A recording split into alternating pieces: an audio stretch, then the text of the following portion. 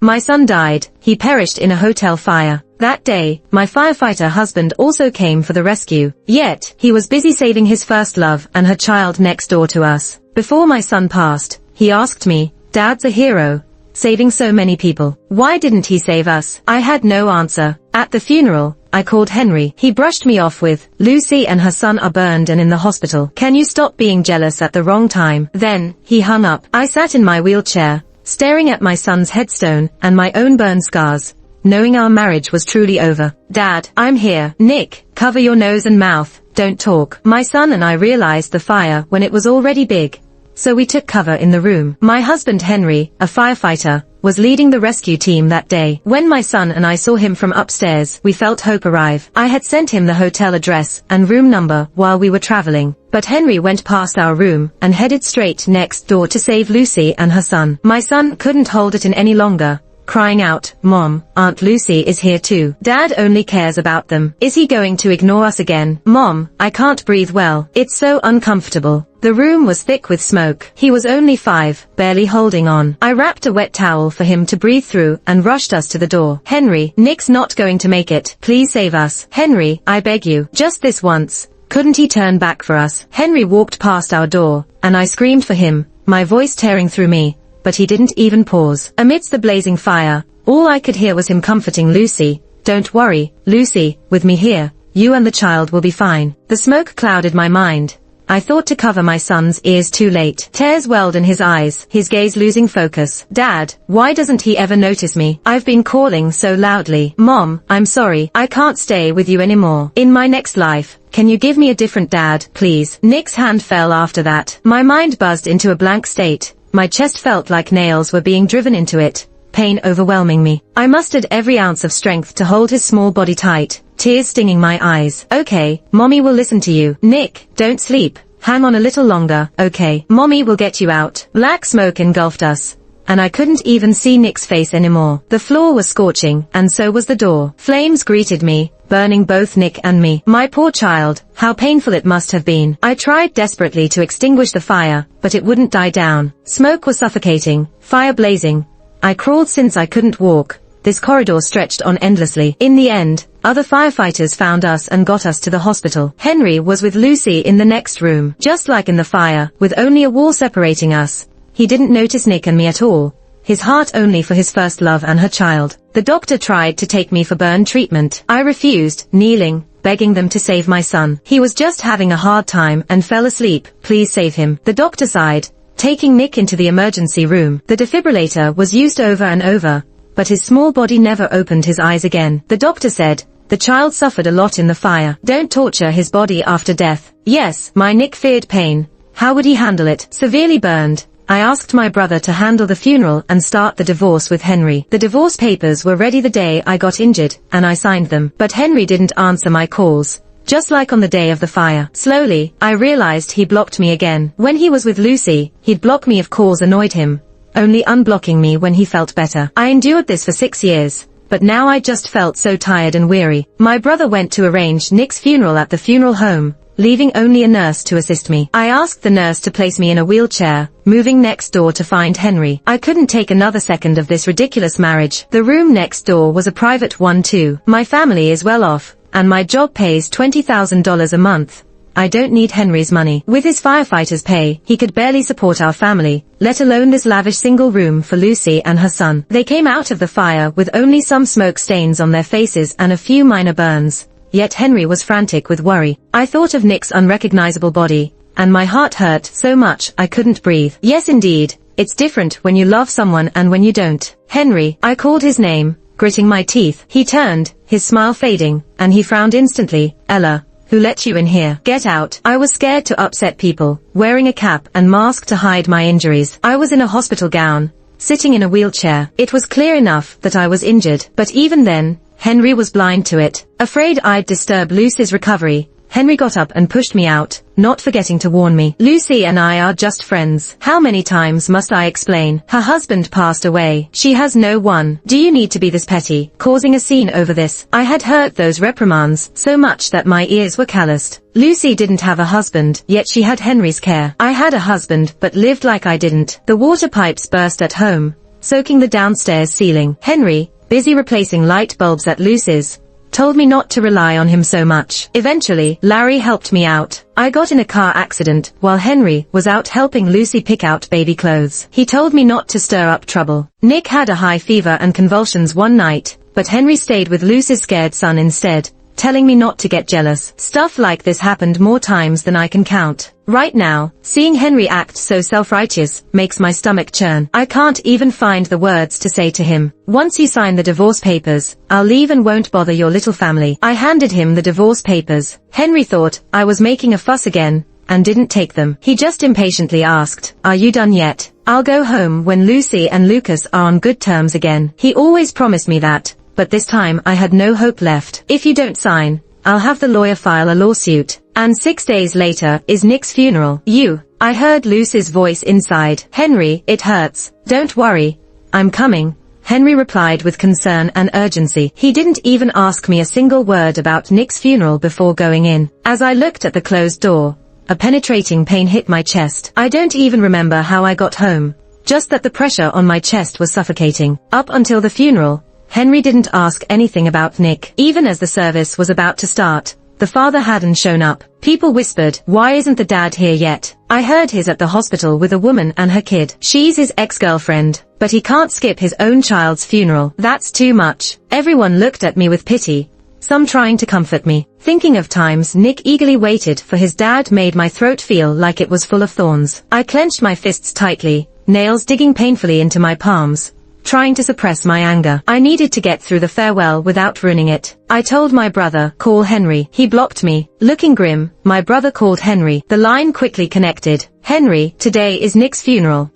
Ella, enough with this. Lucy and her son were injured in a fire, and I'm helping them in the hospital. Please stop twisting everything into something filthy." Henry was angrier than me and hung up abruptly. No wonder when he heard Nick had passed, he had no reaction. He thought I was just making up drama. I've been accused by him many times, but this was the first time my body trembled with speechless rage. He shouted so loud that my brother overheard the conversation, snatching the phone and sending Henry a picture of Nick's death certificate. He called back, each word forced out like he was squeezing them from his throat. "Henry, do you see it clearly now? It's been a week since Nick passed, and you haven't even shown up once. Are you even human?" My brother spoke seriously enough that anyone with sense would know Nick's funeral wasn't a joke. I thought that when Henry found out, he'd apologize, feel regret and guilt. But he hung up without another word, and didn't show up at all during the service. The whole time, I was barely holding it together. I didn't know who came, or what they said. I only knew I sat in a wheelchair, staring at Nick's smiling picture on the gravestone, with his painful voice echoing, "Mom, it hurts a lot. Mom, didn't Dad remember we stayed in this room? Why does he only remember Auntie Lucy and Lucas in the next room?" I shouted really loud, "Why can't Dad hear me? Mom, are we going to die?" Those words played over and over, like invisible threads, binding me to a nightmare I couldn't escape. After the funeral, my brother rushed me to the emergency room. I had multiple burns, and the strain outside all day caused severe infection. I had a high fever, dizzy, couldn't tell dream from reality. I only vaguely recalled someone holding my hand, repeatedly saying, "Ella, don't sleep." Once my condition was stable, I got moved to a regular ward. 10 days later, Henry was beside my bed, looking scruffy, with dark circles under his eyes and stubble on his chin, not like himself at all. When he saw me awake, a hint of joy showed on his face. "Ella, you're finally awake." Seeing him brought all the pain, desperation, and suppression back, almost making my heart burst. I managed to sit up and slapped Henry hard across the face. "How does he even have the nerve to show up here?" Henry's face swelled immediately, and he looked at me with bitter eyes. "I was wrong not to attend Nick's funeral. If you're upset, let it out. Don't hold it in. It's bad for your health." Lucy rushed forward, pale, and knelt in front of me. Her tears fell as soon as they welled up. "I'm sorry, Ella. If you're mad, blame me. Lucas had a sudden heart issue that day, and I panicked. Henry worried about us, so he missed Nick's funeral. It's my fault. You can hit me, just don't divorce Henry because of me." Lucy held my hand to her face. She'd pulled stunts like this many times, leaving me at a loss. This time, I slapped her hard, and still unsatisfied, hit her again. "You're such a lowlife. How could someone be this filthy? Why go after a taken man when there are plenty of single ones out there? Do you only feel fulfilled stealing other women's men?" I was about to hit her a third time when Henry, furious, grabbed my hand. Enough, I told you, Lucy and I are just friends. She's a single mom with a child, trying to manage on her own, and you insist on making it dirty. I yanked my hand away, didn't even bother to argue, just pointed at the door in disgust. Get out. Ella, how can you treat Henry like this? Lucy tried to keep talking. I grabbed whatever was nearby and threw it at both her and Henry. Get out. Both of you, get out. Henry looked at me with a complex expression, but soon left, protecting Lucy. I used to feel sad seeing this, but now I'm just numb. I come from a wealthy family, and Henry is just a firefighter from a regular background. We weren't supposed to cross paths. It all started when my best friend got dumped, and we went out for drinks. The bar caught fire, and in my darkest moment, Henry found me and risked everything to get me out. He was handsome and saved my life.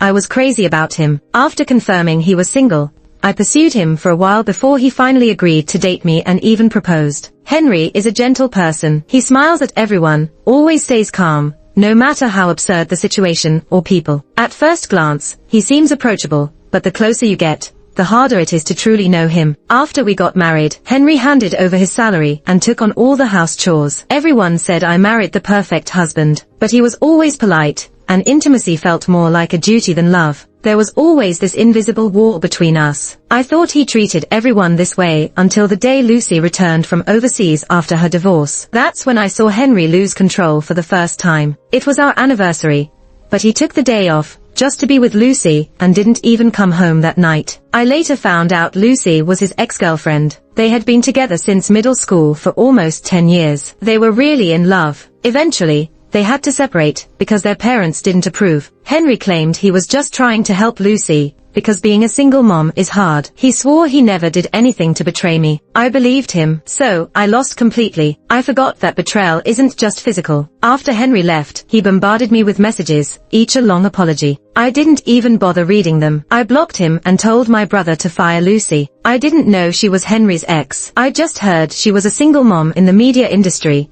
so I offered her a job at my company. Now, I'm sure everyone's laughing at me. The day after Lucy was fired, Henry showed up. With a furrowed brow, he said, "You can be mad at me and fight with me, I can take it. But just because I'm helping Lucy a bit more, you shouldn't get her fired out of jealousy. You know she needs to earn a living for her son, right? Do you really want to push her over the edge?" I stared coldly at him. It's my company. I can fire whoever I want. If you're not happy, go find a new job for your first love. I'm not just firing her. Every penny you spent on her during our marriage, I want it back. Understand, Lucy? I've been understanding, and what did it get me? She's practically stolen my husband. Henry's face darkened. Ella, I'm telling you again, I've done nothing to betray you. She's just a friend to me now. I'm so sick of that line, and his self-righteous attitude. I couldn't hold back my emotions. A friend more important than me and Nick. Nick's funeral was 10 days ago. If you cared even a little about us, you'd know Nick died in room 1217, right next to Lucy's. Nick called out for his dad, only to watch him violate rescue rules to save another woman and child instead. I'm not asking for you to favor me and Nick. You could have saved who you loved first, fine. But if you had bothered to ask if there were others in the room, or not told other firefighters the floor was clear, Nick wouldn't have died. I screamed at him, desperate to vent all my anger and sadness. Henry's face lost all its dissatisfaction and annoyance, leaving only pale despair. He opened his mouth in disbelief, but couldn't make a sound, his eyes filled with pain and utter chaos. Henry's only ever showed this much emotion for Lucy and her son, never before for Nick and me. This was no honor, only a hard slap of reality. Henry looked lost. I'm sorry. I didn't know you and Nick were there. I didn't do it on purpose. Reaching for me, his voice was shaky and filled with panic. I slapped his hand away. I told you our hotel room number in messages more than once, but you were too busy worrying about Lucy and her son, right? You even forgot Nick and I were on vacation. Henry turned ghostly pale, trembling as he scrolled through his phone. I loved sharing every bit of my life with him. It was mostly me talking. The night before Nick died, he wanted to video call his dad, but Henry was on a call with Lucy's son, Lucas. He said Lucas didn't have a dad and needed his support, so he ignored Nick, who tried to call 3 times. To cheer Nick up, I suggested we make a video. Nick was happy as he talked to the camera, sharing the places we visited and excitedly inviting Henry to join us. Henry opened the video with trembling hands, his eyes red and tears streaming down his face, as he held back sobs in his throat. I had never seen him look this shattered, and seeing him like this didn't bring me any joy, just a gut-wrenching pain. What good is his regret now? My Nick isn't coming back. Henry clutched his phone tightly, his voice hoarse. I'm sorry for what happened to Nick. It's my fault. If you hate me, I deserve it. But don't take it out on Lucy and Lucas. They didn't do anything wrong. You shouldn't. I grabbed the nearest water cup and threw it at his head, my anger almost consuming me. Blood trickled down Henry's forehead. If you want to protect those you care about, Henry, you better make sure you have the ability to do so. Get out. I didn't want to speak another word to him. A man like him doesn't deserve to be Nick's father. The commotion in the room was loud enough that my brother Jack and Larry came in with the medical staff to get Henry out. I had just come out of the ICU, my body was weak, and with all this emotional turmoil, I was feeling dizzy. My brother hadn't been to work for over 2 weeks now, and the workload had piled up. He told me to rest well and left Larry and the caretaker to look after me before rushing to the office. Larry, a friend of my brother's with a laid-back demeanor I never thought would become a lawyer, stunned us all when he did. I hired him for my divorce. Larry sat next to my hospital bed, grabbed an apple, and took a bite. So, what do you want to do? During our marriage, Henry spent all his earnings on Lucy and her son, and even borrowed $20,000 from me. I want to recover what he spent on his mistress and divorce him. Also, Henry violated fire safety protocols, delaying Nick's rescue, leading to his death and my severe injury. I want to report him to his leaders. I can't move well, so I'm asking you, Larry, to help arrange it. I argued with Henry until I was dizzy, but my mind was especially clear. It's not about the money. I just want Henry and Lucy to be miserable. Plus, everyone on his team needs to know about the despicable things he's done, so no one else becomes a victim of his selfishness. Larry agreed quickly and started preparing to recover the funds and file the lawsuit. That night, Henry showed up with a bandage on his head, carrying a thermos into the hospital room. I've taken a lot of leave recently, so I can't take more. Sorry for being late. You're injured, and there's a lot you shouldn't eat.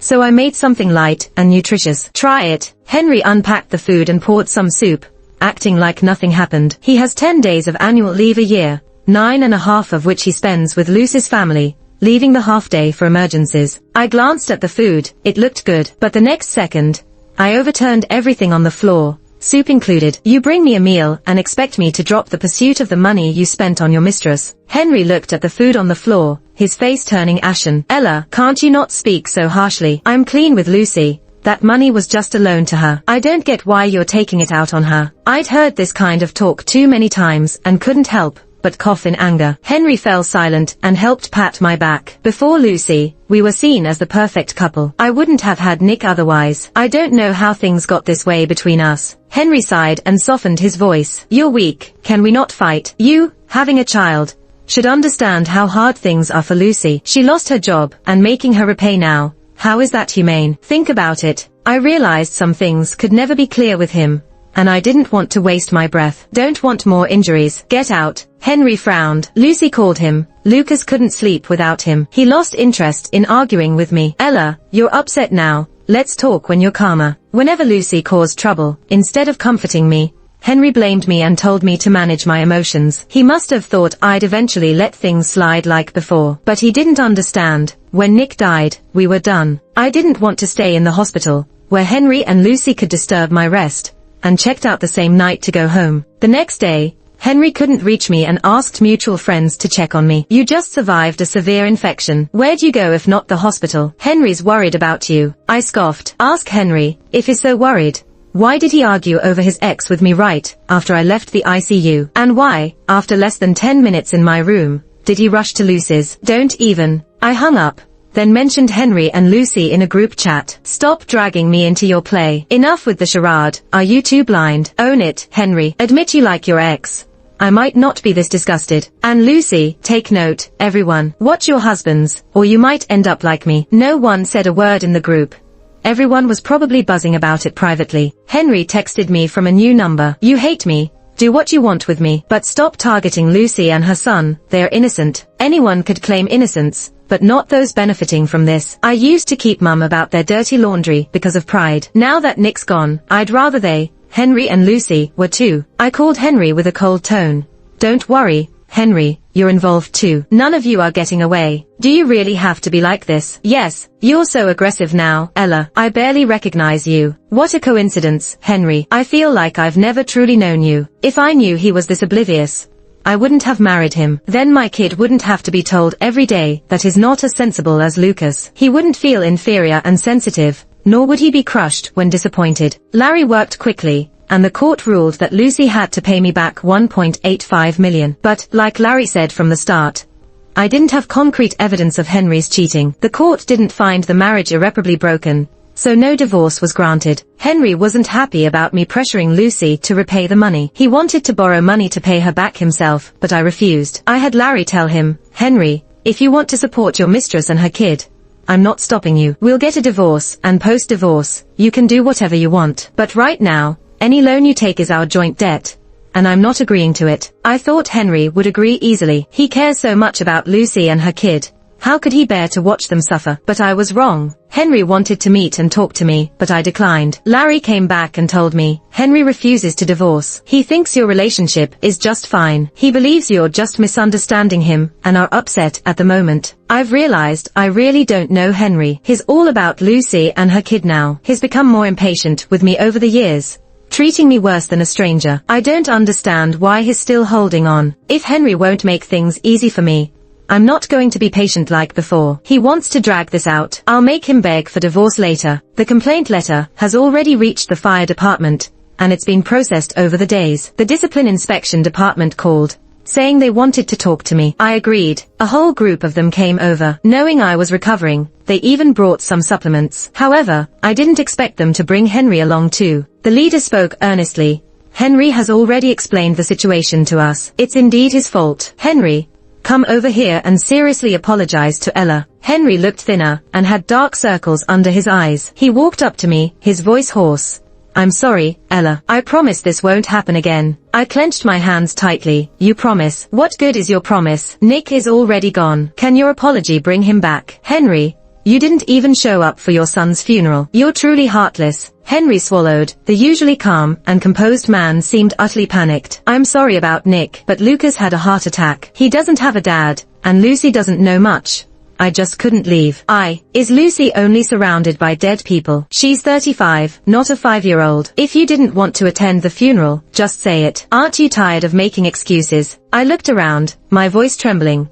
Are you all here to speak for Henry? Can you even listen to his excuses? In the past, I stubbornly got paternity tests for Henry and Lucas several times, but they weren't father and son. Later, I realized there's a saying, love the house and its crow. Henry just loves Lucy that much. Everyone looked uncomfortable. The leader awkwardly spoke. "Ella, calm down. I need to be honest with you. Henry is very capable. His superiors want to promote him, and he has unlimited potential for the future. You both are married. If you really report him, you'll ruin his future." I ignored the leader and just asked Henry, "Do you have the face to continue being a firefighter?" "Henry, if it had been anyone else doing the rescue that day, Nick wouldn't have died. While holding your lover and Lucas, did you know Nick was crying behind a door, calling out Dad? It hurts so much. If someone else had gone, no one would have died. Not Nick, not Lucy and her kid." Henry's face went pale. He couldn't say a word and ran out, distraught. Through the window, I saw the sky was dark, as if it were going to pour rain. The fire department called me the next day to inform me of Henry's punishment, a major demerit, demotion, and dismissal from his role as captain. I was feeling better, and went to visit Nick's grave. He'd only been gone a month, but it felt like ages. Sometimes I dream of him crying at night, waking up and I can't go back to sleep. Feeling every minute is unbearable. I didn't expect Henry to be there too. There were flowers, toys, a small cake, and snacks in front of Nick's tombstone. I walked over expressionless and kicked them all away. Henry frowned. "Ella, whatever issues are between us, you can take it out on me. But don't act this way in front of Nick. He's my child too." "But you brought what Lucas likes." "Nick doesn't like sweets or these toys." I placed Lego, a Rubik's Cube, and Nick's favorite spicy snacks on the grave. Henry helplessly crouched down to help. "I'm sorry. I just thought all kids like those things." "If you don't care, stop pretending. Aren't you disgusted with yourself?" He remembers Lucas's preferences, but can't remember a single thing Nick liked. "In the end, it's because he's just indifferent," Henry said bitterly. "I just wanted to spend more time with Nick. I was too busy and spent too little time with him. But before Nick died, he told me he wants a different dad in the afterlife." Henry stumbled, his eyes slowly turning red. He knelt and kept apologizing to Nick, admitting he was wrong. "But I just found it hypocritical. If you're really sorry, you should respect his wish and stay away from him." Henry wanted to say something, but then Lucy called him, and he got up right away. I looked up at him. The guilt, pain, and regret in his eyes disappeared, leaving only resentment. Ella, I've already said, Lucy and her boy are innocent. If you must blame someone for Nick's death, blame me. It has nothing to do with Lucy and Lucas. You're a mom too. Why are you so harsh on another mom and her child? You won't even let them have a place to live. Lucy had Henry's backing, and she wouldn't pay me back even though she had money. I had Larry file for an enforcement order, and they managed to get Lucy and her son kicked out of their property. They were forced out of the house just this morning. Don't worry, I'm coming. Henry reassured Lucy anxiously before leaving. See, he doesn't actually think he's wrong. It's all just talk. As soon as Lucy and her son show up, he's all over me with blame. But Henry didn't just switch up all of a sudden. This was a long time coming. I remember when we first got together, I asked him, why would you risk your life to save someone you don't even know? He said it was his duty. But firefighters are people too, aren't you afraid? He chuckled, saying it might have something to do with how he grew up. Later on, I found out Henry's dad was a firefighter, too. He died in the line of duty when Henry was just 7. His mom wasn't in good health, had no job, and life was really tough for them. She passed away when he was 15. He managed to grow up safely and joined the fire department thanks to the help from his dad's colleagues and other friends and family. Lucy's parents didn't want them together because of his tough background and the whole orphan thing. Henry never once complained about that. He said no one wants a hard life, so he got it. His mom used to tell him, we're doing this well because of the help we got from others. When you're older, help others as much as you can. Henry stayed optimistic and always helped people in need. He'd use most of what he earned to support them. I've got money, so I never relied on him financially. I always thought he was kind-hearted. That's what I loved most about him. But later it became what I hated most. Whenever Lucy and her son needed help, he would never turn them down. I went from calm to distressed to furious. Henry never got why I was angry. He'd just look disappointed. He'd say stuff like,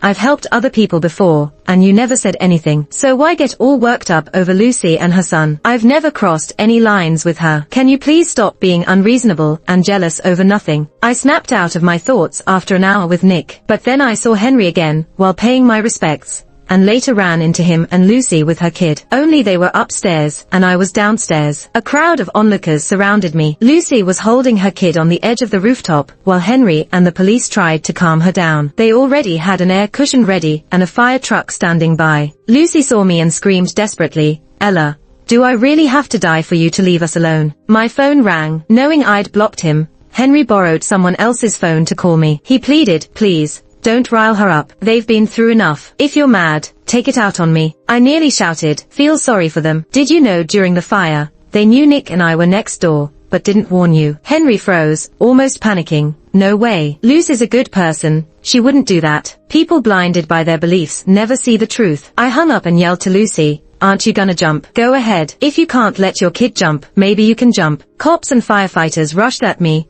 trying to stop me, and the crowd stared, criticizing. I was about to scream when someone handed me a megaphone. It was Larry. He shrugged. Screaming's bad for your voice. Don't want your brother worrying. He reminded me he'd been adamant about keeping me safe. I took the megaphone. What's everyone worried about? Lucy never planned to jump. Does she look like she's gonna actually do it? Everyone looked at Lucy on the rooftop, silent. Larry nudged me to stand on something so everyone could see. I hesitated but climbed up. Don't mind the gossip, but the woman shouting is my husband's mistress, and that handsome man back there is my husband. He transferred $185,000 to her while we were married. I sued her, but she won't pay back. If their house gets auctioned, she pulls this stunt hoping public pressure gets me to cave. She's shameless. Isn't this a waste of fire department resources? Crowd members murmured in sympathy, saying things like, the wife's the real victim here. What a deceitful pair. Larry helped me down, worried I'd fall, then drove me home. Lucy dragged this drama into the spotlight, hitting the news headlines. Soon enough, the media uncovered what went down during the fire. On the 15th, at the Rose Hotel fire,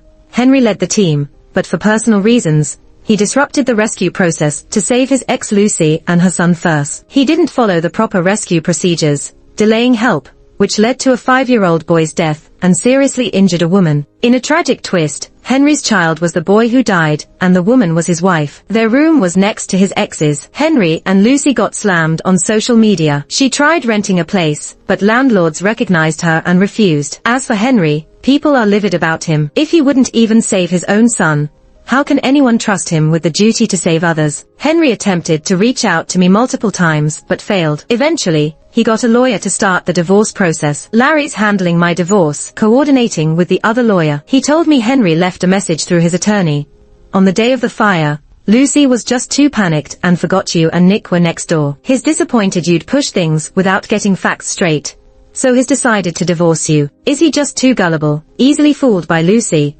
Or is he unwilling to face the truth that he helped someone with bad intentions, leading to his son's death? I don't really get it, and honestly, I don't have the energy to dig any deeper. When I loved him, I racked my brain to find excuses for him, desperately looking for any tiny proof that he loved me and Nick. But now, none of that matters. Larry, let's go talk to Henry about the divorce. We should file the papers today and have the discussion at my place. Right after Nick passed, I couldn't even go home. I was afraid that being in a familiar space would make me lose it. Plus, I couldn't stand being under the same roof as Henry anymore. Now that I'm set on leaving him, I know I want to keep the house filled with memories of Nick. I'll make Henry pack his things and leave. Larry gave the other lawyer a heads up, then drove me over. When we got to the house, the lawyer called and said it was better to meet at a cafe. I just want to get this divorce over with, so I agreed quickly. But since we were already at the house, I decided to grab Nick's favorite Lego set. I planned to take it to his grave once the divorce stuff was settled. When I tried to enter, the code wouldn't work. I tried twice and got it wrong each time. Then suddenly,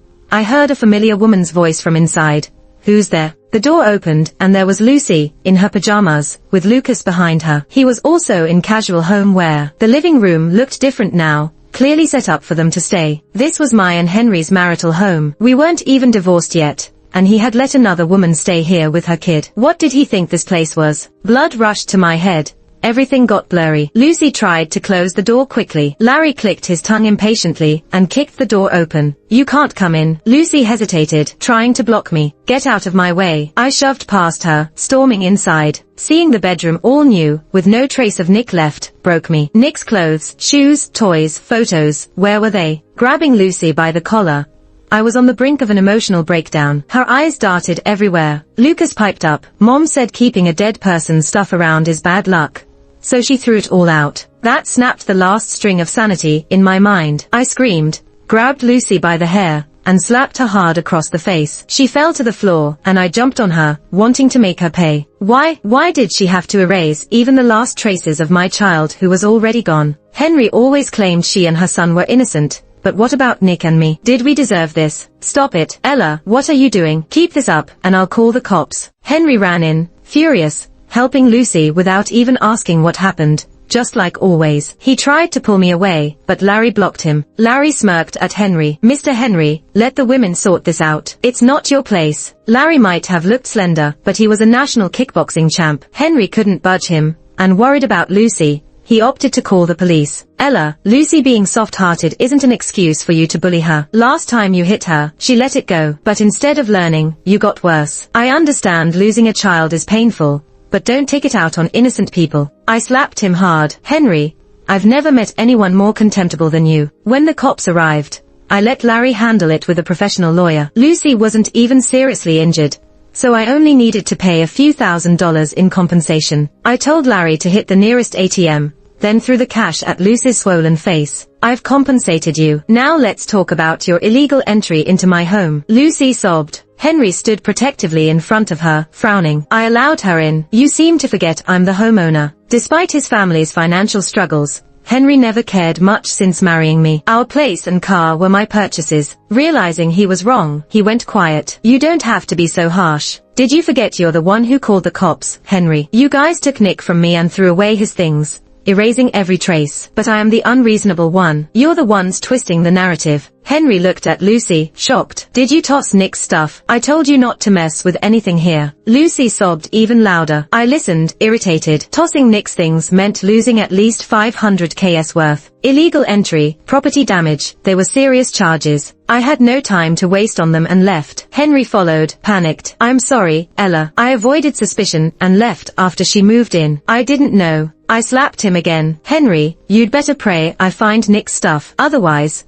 I'll make sure you regret ever crossing me. My brother had already reached out to people at the dump and hired extra hands to look for Nick's belongings. Larry and I rushed over, Henry tagging along. You're not well, Ella. Get some rest, and I'll find it. I ignored him, took the gloves Larry handed me, and started combing through the piles of trash, looking for Nick's things. Henry just stood there, unsure. What exactly am I looking for? In Nick's early years, Lucy wasn't around, so Henry had taken good care of our kid. Diapers, baby food, it was all him, and Nick adored him. People used to say I was lucky, but since Lucy appeared, Henry was either at work or at her place. He could rant for minutes about Lucas, but didn't know a thing about Nick's life or preferences. I kept searching silently. Henry awkwardly went around asking people questions, and they showed him some photos. In the 90-something degree summer heat, you can imagine how bad the trash mountain smelled. Henry was looking everywhere, working tirelessly. He didn't even take a break at noon or eat or drink, and he passed out from heat stroke on the trash pile. An ambulance took him away, but once he regained consciousness, he rushed back, gritting his teeth and digging through the trash. From the lawyer's side, there was a question. Miss Ella, this Miss Lucy wants to talk to you. She says that as long as she doesn't go to jail, she's willing to make any financial compensation for the losses she caused you. You tell her that she and her son should go kneel at my son's grave. When they find all of Nick's things, every single one, then they can get up. If she agrees to that, I won't prosecute her. I hung up the phone. Henry frowned and said, Lucy went too far this time, but she's in poor health, and Lucas has a congenital heart disease, so I cut him off. You can go kneel with them too, otherwise, I'll make sure she goes to jail. As for my son's things, he doesn't need you to search for them. You missed 2 years of Nick's life, and now, Nick doesn't need you at all. I shoved Henry aside and kept searching through the trash. Larry would tell me every day about Henry and those two. I meant what I said. They kneel day and night, it's their choice. Who cares if their bodies can handle it? The little bit of hardship they suffer doesn't compare to a tenth of Nick's pain. It took a full 2 days to find everything. I didn't care how dirty it was. I hugged it all to me with joy and tears streaming down my face. Larry patted my shoulder. Come on, let's go home. Nick would be worried if he saw you like this. At home, everything felt strange, and it made me sick. I had everything thrown out to the trash pile. Henry and Lucy, along with her son, knelt for 2 whole days and nights. Even if it wasn't very proper kneeling, their bodies couldn't take it, and they all walked unsteadily. You threw my stuff away. Henry, Lucy's voice quivered with tears. Annoyed by her crying, I grabbed a picture frame and threw it at her.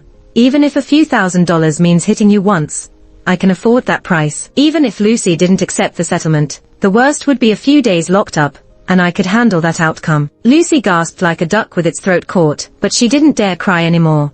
She just looked at Henry with teary eyes. Henry looked at me with a complicated expression. We've done what you asked. Can you withdraw the charges now? Of course. As Lucy smiled, I continued, but Henry, I've changed my mind. I'm not getting divorced. I'll wait it out and teach you all what true harassment and deliberate targeting looks like. Henry shouldn't think he can take divorce money from me to support Lucy and her son. None of them will have a good time. After throwing out Lucy's stuff, I tossed out all of Henry's things too, and changed the house's lock code. Henry, you borrowed a total of $200,000 from me during the marriage, and you promised to repay me with your salary. If you can afford to say you'll pay off Lucy's $185,000, don't drag out repaying me on purpose. Henry, being competitive, became as accomplished as he was. Similarly, he couldn't stand being provoked. Even though Lucy tried to stop him from paying the money back, he still transferred it to me. That was all the ready cash he had at his disposal. Henry looked a bit awkward. If you hate me, just take it out on me, I deserve it. But the most Lucy and her kid ever did was accept my help. They've done nothing wrong. I led Larry into the house and shut the door with a bang. There's nothing to say to someone not thinking clearly. About those interviews about the fire, should they still come? Larry asked me. Yeah, why not? When someone first revealed the truth about the fire, I didn't do any interviews to save Henry's face. Many online guessed maybe he had his reasons. How could someone ignore their own son? But if he doesn't care, why should I? Before the interview happened, though, Henry called urgently. Where's Nick's grave? Anyway, you didn't treat him like a son when he was alive, so don't go dirtying his path in the afterlife now that he's gone. I'm not letting you see him anymore. I've moved Nick's ashes and tombstone. Nick doesn't want this dad anymore, so I had to fulfill his last wish. I'm sorry, I didn't mean it, Henry said, sounding bitter. I smiled, but not really. No need to regret so soon. This is just the start. That afternoon, the reporters came, and I spoke truthfully to the camera. I had told my husband where our child and I lived, but he blocked me and didn't answer our calls. Because he was busy working, busy with Lucy and her son, fearing we'd disturb them. When he rescued those two, he passed by our room. My son, Nick, kept calling for his dad, but he worried about a blister or two on the kids' burns, rushing to get them out, and without checking other rooms, he told the rescue team there were no more people trapped. Delaying the golden rescue time cost my son, Nick, his life. Remembering how Nick lay in my arms broke my voice several times as I spoke. The video uploaded and caused a huge stir again. The fire department, considering the negative impact Henry caused, suspended him. I made a group chat with all mutual acquaintances. This is Ella, Henry's wife. Sorry for any disturbance. Given all the recent mess in our home, I need to clear the air. If Henry borrows money from you all, it's to support Lucy and her son. I won't shoulder those debts personally. He doesn't have savings or other assets, just his monthly salary to pay off debts. Please consider carefully before lending money. The thought of using my money to support Henry for Lucy and her son. Only a fool would pay that back for him. I'm not just worrying for nothing. He's done it before, borrowing money to buy a house for Lucy and her kid. Thinking about how Henry might not be able to repay, most wouldn't lend to him, but some might, since he's helped plenty in the past. When Henry helped Lucy and her son find a place to rent, I had someone find out the address. Once they moved in, I hired some troublemakers to throw a stink bomb, graffiti with blood-like paint, hang banners, and toss rotten veggies. Henry and Lucy called the cops to catch those guys. It's cool though, it's just disturbing the peace. They'd only be locked up for a few days and then be back at it. If not them, then I'd just find a new crew. As long as I've got cash, plenty are willing to help me out. If Henry and Lucy can't handle it and move again, I'd have people find the new place and repeat the process. Larry would gather evidence on how much Henry was spending on Lucy and her kid, filing for recovery of our shared assets every week. If Lucy can't pay back, it's no problem. She has a car, could be sold at auction. No car, no biggie, we'd freeze her bank account instead. If Henry and Lucy aren't embarrassed by this, why should I be bothered? Back then, when I just mentioned something, Henry would accuse me of singling out Lucy and picking on them. I wasn't about to take that blame for nothing. Larry usually deals with cases worth billions, so doing this small stuff for me isn't really using his skills. I suggested he get another attorney on it. Larry said, your brother and sister-in-law feel bad enough for not looking out for their nephew. They can't let anyone bully you. If I wash my hands of this, they'd flay me alive. I needed a break anyways, so I'm here for a change of pace. All this lasted about a month before Lucy couldn't take it anymore, mainly because her son has a heart condition. After a few scares, it was nearly fatal, and she couldn't even cover the medical bills. Henry confronted me. Aren't you afraid of causing a death with all this? I laughed. Why should I be? Henry didn't expect my answer. Death isn't a joke. You'd end up in jail. Jail would be the same for me, with or without Nick. I'm just having people harass Lucy. If her son gets scared to death, it's hardly my fault. Worst case, I'm looking at a couple of years or paying damages,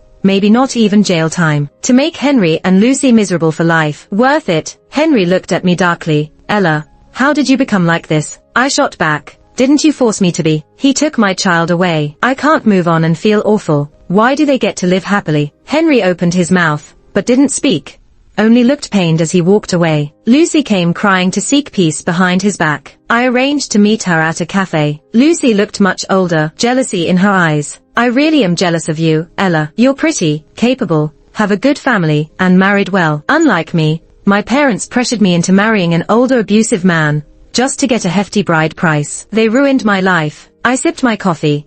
I'm not here to hear your sob story. Her parents wronged her, not me. I'm not Henry. Just because she pleads, I won't forgive her. Lucy smiled wryly. I've held this in for long. Since middle school, I've liked Henry. When I first divorced and returned, I worried he'd resent me for marrying another, but he treated me kindly. I wondered if, like me, he still had feelings. Each time I stirred things up, watching him get upset with you over what I said, it made me happy. But so many years have passed. Truth is, Henry helped Lucas and me out of sympathy. He never crossed any lines. I did try to seduce him, but he never took the bait. Now, Henry and I are paying the price. I'm leaving, so quit giving him a hard time. He's grieving your child too. It's been tough on him. She rambled on about her feelings. I didn't respond right away, just fidgeted with my phone. A message popped up on Lucy's phone. Her face changed when she saw it, because I sent the video to all my contacts, including her and Henry. You didn't think some soft words would make me stop, did you? No matter how regrettable her situation, it gives her no right to make Nick and me suffer. Lucy's face drained of color. She dropped into a chair. I left without a glance back. She made my child miserable for 2 years. So it's only fair I respond in kind for just as long. Whether her son's heart problems get worse, or he develops trauma, or she has nightmares, isn't my problem. I just wondered how Henry would react to that video. I went home, but I didn't expect Henry to be waiting at my door. Both he and Lucy, after dealing with harassers and their troubles, looked worn out. And he must have seen the video I sent. He looked like he'd been through something major, reeking of alcohol, his eyes all red, kind of like a homeless guy. When he saw me, Henry came over, eager and sincere. Ella, you gotta believe me. I didn't know Lucy thought that. I just thought your brother treats you well. You've got lots of friends, and you're capable. Her parents are just gold diggers, trying to bleed her dry. They've been awful to her. She's divorced. Raising a kid is hard. I thought she needed me more and just wanted to help her. No hidden motives. I haven't wronged you at all. I'll cut ties with her. Do whatever you say. Just give me another chance. Will YA? Henry was talking fast, like he was scared I'd throw him out before he finished. Since we started dating, he took the lead, and I was the one revolving around him. It's his first time being this humble. I didn't hesitate much and nodded. Okay. What did you say? Henry stared at me blankly. She said, okay, if you can't hear right, go see an ENT. You're young, maybe it can be treated. Larry swung the car door open, getting out, and teasingly said, listening to you guys talk so much made me thirsty. Ella, how about inviting me in for a drink? Sure. I smiled at him and walked inside with him. Henry, trying to hide his joy, quickly followed and poured water for Larry and me. It was only 2 in the afternoon. I took a sip from my glass. Larry, these days you've been busy helping me. Why not stay for dinner tonight? Henry's a good cook. You should try his food. Larry chuckled. You gotta ask him. Mr. Henry, do you mind? Henry replied, I don't mind. We're out of groceries, so you'll have to make a run. Larry and I are tired. We won't accompany you. Without lifting my head, I said to Larry, I notice you always wear the same tie. Picked up a few for you. We'll drop them off in a couple of days. Matching cufflinks too. Larry joked. Usually girlfriends buy those. You buying them for me, is that okay? You're my brother's good friend. Kinda like siblings. Nothing wrong with getting you a few things. By the way, you mentioned a headache. I'm free now. Let me give you a massage. I stood up, walked behind Larry, and started rubbing his head. Lean on me, it's easier this way. Larry raised an eyebrow. Your husband's right here, isn't this? What's the big deal? We're innocent. Only dirty minds would think otherwise. He didn't argue, resting his head against me, right below my chest, in a spot that might raise eyebrows. Henry stood nearby, his face showing a whirlwind of emotions, wanting to speak, but holding back, much like I used to be. Looking at him, my smile faded. If you don't want to cook, just say so. Larry and I can eat out. We don't mind spending on a meal. Henry's eyes dimmed. It's fine. I'll go. He took 4.5 hours shopping and cooking. When he finished, I went to check it out. Too bland. Larry doesn't like this. Eat at home. We'll find a restaurant. Ignoring Henry's darkened expression, I called Larry, wrapped my arm around his, chatting and laughing as we left. When we got back that night, Henry had tidied up the place, just like when we first got married. It was late, and since we had extra rooms, I suggested Larry stay over. Larry patted my head. Our Ella's grown up, being so considerate. I playfully nestled into his arms, holding his neck, of course. Larry treats me well, so naturally, I care for you too. Henry, silent so far, couldn't hold it in. Ella, are you getting back at me? He sounded frantic and hurt. Maybe the past me would have felt for him, but now, I felt nothing. Getting back at you. You overthinking. I'm just having him stay since driving at night's unsafe. Why do you make such a big deal? Grumbling, I stopped paying him heed and cozied up with Larry, asking him to watch a show with me. Henry never watched dramas, just the news. When I shared with him, he'd just grunt. Larry was different. Handling divorce cases, he shared juicy stories from his work, much more engaging. We chatted eagerly, making it hard for Henry to join in. When he tried, we mostly ignored him. At bedtime, Henry headed to the master bedroom early. I picked a sexy nightgown and stepped out. Where you going? Henry frowned. Larry's a light sleeper, just giving him a massage. Wearing that? You're a woman, he's an adult man. Isn't that inappropriate? Henry, we're just like siblings.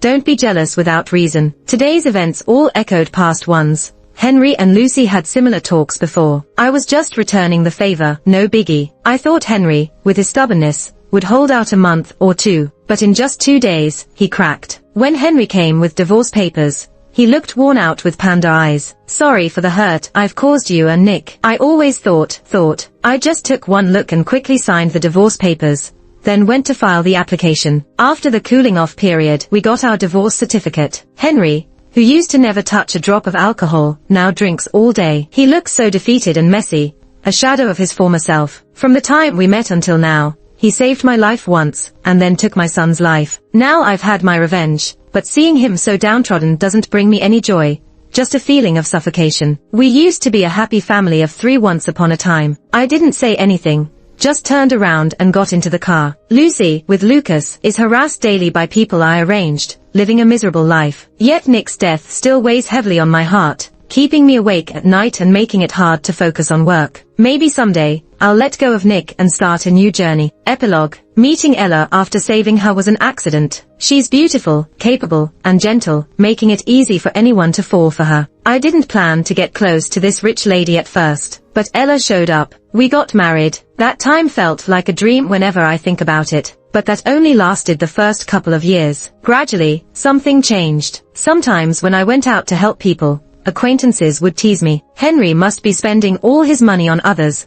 What's he using to support his wife and kid? Anyone else would worry about that. But Ella's family has money, and she earns well too. She lets Henry do good deeds. Colleagues chatting about life's pressures bring up my name. I envy Henry, marrying a good wife. No worries about mortgages or loans. I wish I could be carefree like Henry.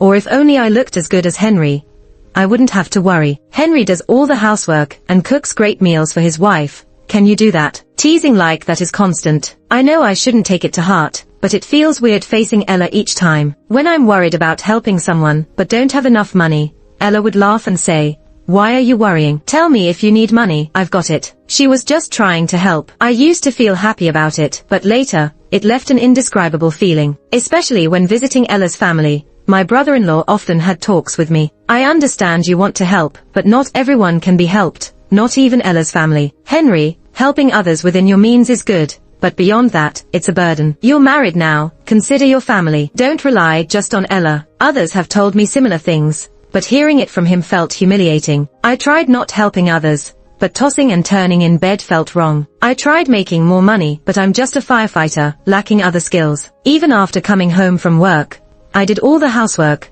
cooked Ella's favorite dishes, yet things felt different. When Nick was 3, life was extremely tough, until Lucy came back, battered, holding Lucas, asking for my help. Ella is beautiful, strong, and independent, handling everything herself. I felt like an unnecessary addition, but Lucy was different, weak, teary, and clueless. She needed someone for everything. Taking care of her and Lucas occupied all my time, and eased my anxiety. But then, Ella suddenly started fighting with me. I didn't understand. I helped Lucy like I helped others. Why was Ella so particular? I told her many times.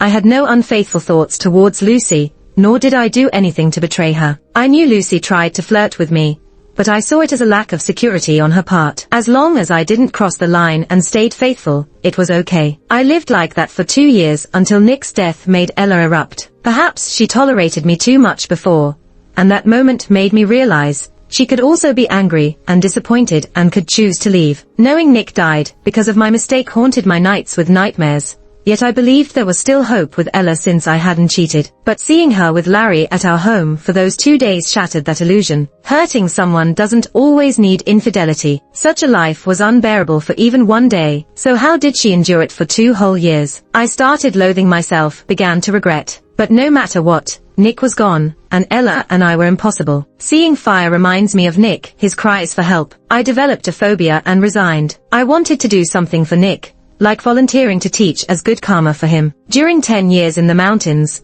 I lost a leg trying to save a trafficked woman. I have no regrets, but I regret saving so many yet failing my own son and marriage. Heard Lucy and Lucas were harassed by thugs for 2 years until Ella stopped it. But Lucy started seeing another man, whose wife, fierce, caused Lucas a fatal heart attack. Lucy blinded the woman in one eye and ended up jailed. In the 11th year, Ella was getting remarried. Her fiancé was not Larry, but someone I'd never met. I took a half-month leave, traveled overnight, wanting to attend her wedding. She's finally starting anew, and I must bless her. After 58 hours on the road, I was fortunate to see Ella as I arrived in the city. She was laughing with a handsome man who playfully tapped her nose, eyes filled with warmth and love. Ella, I hurriedly called her name, but I was too far. She didn't hear, getting into the car with the man. I tried to run, never hating my limp more. Suddenly, a car came out of nowhere, hitting me, and the ring box I was holding rolled away. I spent 10 years savings on a diamond ring. I was supposed to give it to her when we married. I lifted my hand to retrieve the ring, but everywhere hurt, my hand, my leg. I couldn't move. Ella, I called her name, but the car started and vanished. Is this the same despair she felt, pleading for help with Nick in the fire? Blood choked me as I coughed, vision fading to black. I'm going to see Nick now, hoping he's willing to see me. And Ella, have a happy marriage.